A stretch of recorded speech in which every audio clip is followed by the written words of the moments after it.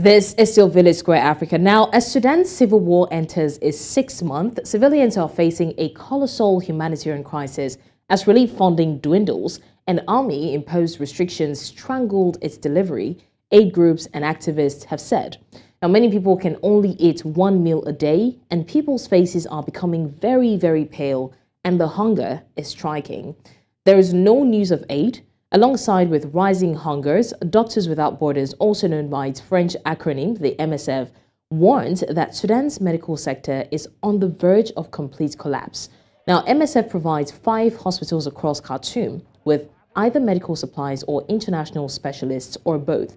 But right now, they're running out of resources and they're asking for help. Joining us now to have this conversation, first we have Nweke, Global Affairs Analyst, all the way from Brussels, Belgium. Thank you so much, Mr. Nweke, for joining us. Thank you, Blessings, for having me. It's a pleasure. Also joining us, we have Dr. Majduline El-Tahir, Sudanese political analyst from Oslo in Norway. Thank you, Dr. Majduline, for joining us. Thank you for inviting me. It's a pleasure. Now, Majduline, I'm going to ask you, what exactly is the fate of Sudanese right now amidst the war and the lack of resources to take care of them? Unfortunately, the war has thousands and thousands of people have been killed, women and children, both in Khartoum, which is a city of 7 to 8 million. There is under 2 million in Khartoum now. Millions of people have fled Khartoum and gone to the peripheries, gone to neighboring countries in Ethiopia, Uganda, and Egypt. Sudanese have fled their capital in their millions. The same situation goes in Darfur, whereby there are several thousands who have been killed. Rape is a constant weapon used in the war, that be in Darfur or in Khartoum. The war, unfortunately, is spreading to the central region called Al-Jazeera and to the province adjacent to Darfur called Kurdistan. So, having said all of that, the situation of the people that be in the war places or those who fled outside the country is very, very, very dire. It has led directly to the impoverishment of Sudanese in diaspora, because all of a sudden every Sudanese in the diaspora, they are faced with providing for family not anything less than paying at least $1,000 every month, every single month.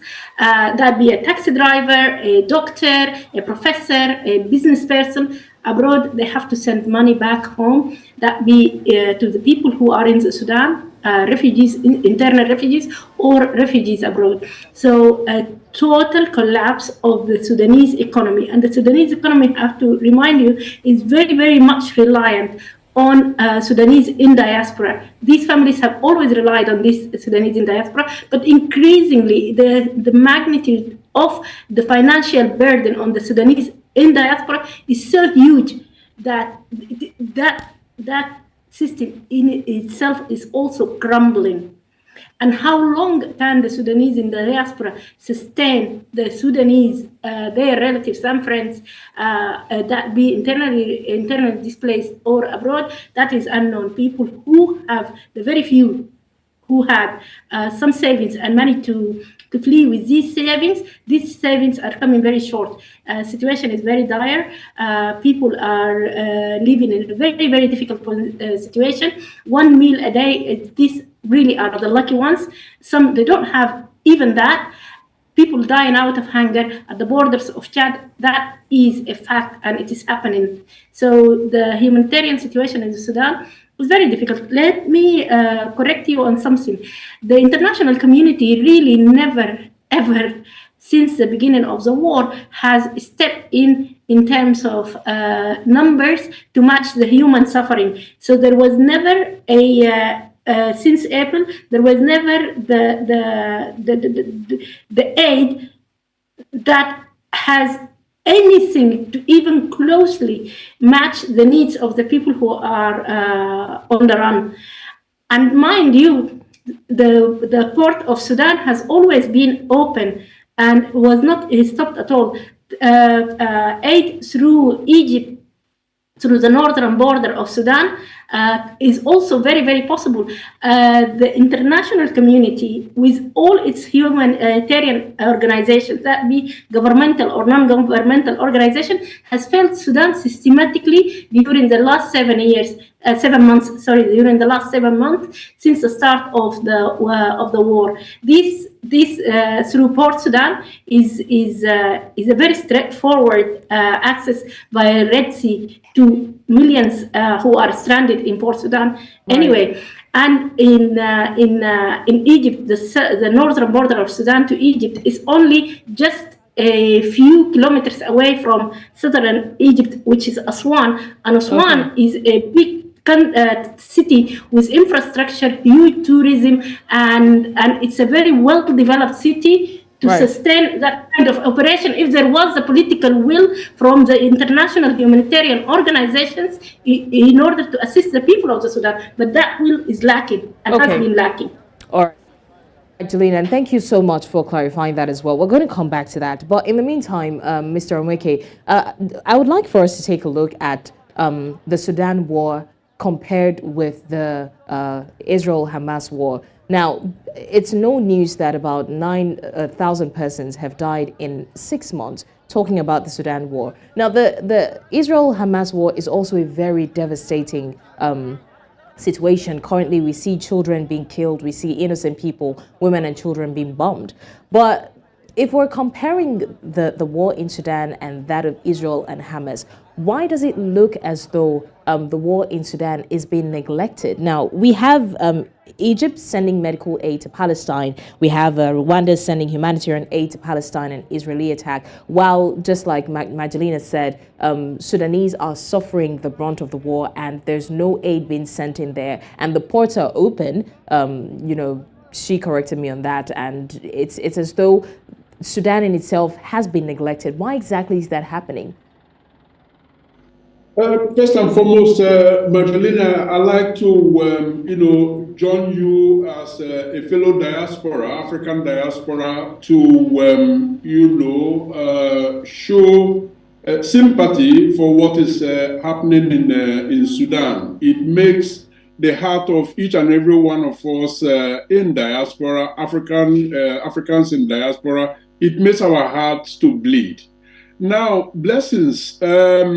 It is sad that the world has got to be made to choose when it comes to, sending humanitarian aid to those places where they are needed. The world shouldn't have degenerated to that situation. But the truth of the matter is that there is humongous inequity as far as fairness to places where humanitarian crisis exists and the way the world responds. So there is no fancy way of stating the fact that the Sudan war has become a forgotten war. First and foremost, when the situation in Ukraine started, it was like all attentions were focused on that. And then, in April, we saw, a repeat of the situation or a worsening of the situation in Sudan.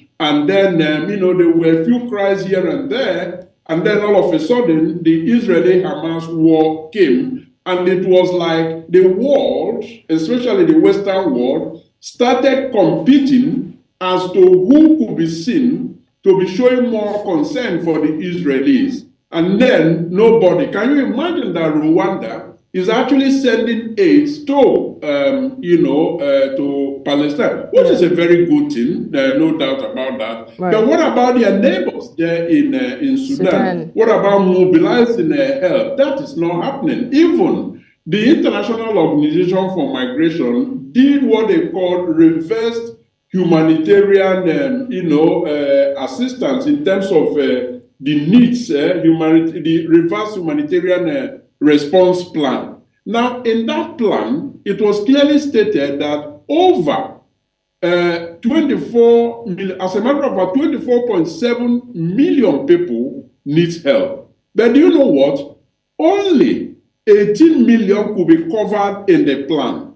And have they been able to actually cater for the needs of those 18 million? No. Now we have to deal with a situation where informal sporadic help from Sudanese in diaspora is what is actually keeping people barely afloat. Because we talk of 1 meal a day. Well, sorry, there are those who are actually feeding from the dustbin on the street because they can't even afford that 1 meal. So I think the world has got to rise now. I want to congratulate you, Blessings, for sounding this alarm bell, and one can only hope that in the right quarters, this will be heard. Right. Thank you so much, Mr. Nweke, for that. Back to you, Majduline. We understand that as soon as the fighting began in April, Sudan's resistance committees, a network of neighborhood groups at the heart of the pro-democracy movement, established makeshift clinics. And that's like the only thing that Sudan has had. I mean, of course, with some of the very few hospitals sparsely distributed across. Now that there is no aid being channeled to that direction, what is the fate of those makeshift clinics? What is the fate of the people who are injured and who are rushed to these clinics? The fate of the people is very gloomy. People are dying, and people are dying. There are people with kidney problems, and they are not receiving their dialysis. They are dying. There are people who have diabetes, and they don't get their insulin, and they are dying. There are people who are hit in the war, who do not get enough treatments, and they are dying. The resistance committees, they still holding as best as they can, opening new hospitals and clinics every day with what is needed. The Sudanese, again, I have to emphasize, the Sudanese in the diaspora doing the best that they can. The way the aid is moving from, let's say, the United States, where truly not the US aid, not this big organization, Sudanese people themselves moving that aid, paying money in order for it to be shipped, collecting it themselves from their personal pockets in order to go all the way to Port Sudan. And I have to repeat, this is not a Gaza-Rafah fence where it is closed. This is an international open port. There is no will. It is open, and then the Sudanese in the diaspora, together with the resistance committees in the Sudan, they work together and they try to get the equipment in the Sudan, and they manage to do that. Why the international community is not doing that? I understand why, and I know why, but let's not get into that. One point I wanted to add as to the comparison between the Gaza-Israel conflict, or the war on Gaza and the war on the Sudan. I would like to first of all emphasize one point. We are not here on the Olympics of suffering, suppression, and exploitation. We're not running an Olympics with the Palestinian people, who is suffering the most, who is being exploited the most, and who is being I fully support the Palestinian people in their just cause to protect their land and to protect their resources. I just want to draw a few parallels, which are very, very important. Why there are parallels between the war in Sudan and the war on Gaza. I draw these parallels by like this. This is a fight for a scramble on the land and the resources by depriving and impoverishing the original settlers and the regional owners of these resources. What Israel is doing is what the military and the RSF in the Sudan are doing, fighting, moving the people, impoverishing them from the land and the resources in order to scramble and get their hands on it. What do you use? They use religion and culture and ethnicity as a fuel to run these wars. The third one is the militarization of the life in order to silence any civil resistance, like the Palestinian Intifada. The Palestinian Intifada, it wasn't Hamas, it wasn't a revenge, it wasn't killing children and babies, Israeli babies. It was not. It was an Intifada civil resistance of the Palestinian people that lasted for over 10 years and threatened Israel very, very, very much. So what happened is that in the interest of the regional powers and in the interest of the international community and countries like the United States, the Palestinian Intifada was killed systematically by the rise of terrorist groups and terrorist organizations which kill babies, because killing Israeli babies does not bring peace. The Intifada and the civil movement and resistance, this will bring peace and will bring justice to the Palestinian people. The same in the Sudan. When the Sudanese people, the December revolution in 2019, it has removed the dictatorship and it has threatened the regional interests and the Western interests in our country. They had to be silenced and replaced by ethnic and tribal and religious kind of civil wars in order to make sure you silence any voice of sanity and any voice of civil peaceful resistance. This is the ultimate goal, because by militarizing the life of the people, by creating wars and by creating all that suffering, is the ultimate guarantee that you can get your hand on the land and the resources. And most importantly, access to the sea, that be the Red Sea in the case of the Sudan and the ports of the Sudan, or access to the sea through the Mediterranean. This is the ultimate goal of these countries. Right. And one last thing, which is also very important parallel between these two, and that is not holding accountable the people who are responsible for that suffering, because Israel gets away with what they are doing to the people of Gaza and the genocide, and so does the RSF when they wipe clean tribes and tribes and tribes of people in Western Sudan, in Darfur. They also get away with it. So the parallels are there, and the parallels are also the regional leadership of the regional countries. The Sudan is a member of the Organization for the Arab League, which consists of 22 countries. Of the 22 countries, 21 countries is dictatorship. 21 countries serves the interest of the West, of the United States and Israel. It does not serve the interest of the people. All right, Majduline. Thank you so much for joining us. And of course, Collins Nweke, thank you also for contributing your quota to this conversation on Village Square Africa. Always a pleasure. Thank you, Blessings, for having us. Thank you so much.